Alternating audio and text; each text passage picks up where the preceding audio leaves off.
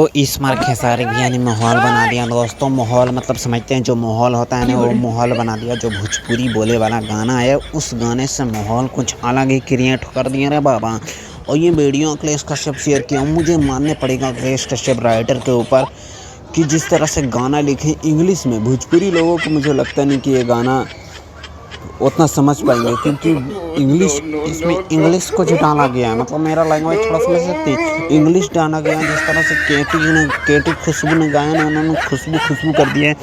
और साथ में एक्ट्रेस के डांस फाड़ू डांस और गाना सबसे बड़ी बात 8 नंबर पे ट्रेंड कर रहा है। और म्यूजिक सेक्शन में 16 नंबर पे ट्रेंड कर रहा है। तो ये बात कोई छोटी मोटी नहीं होती है, ये होती है धमाका की तबाही।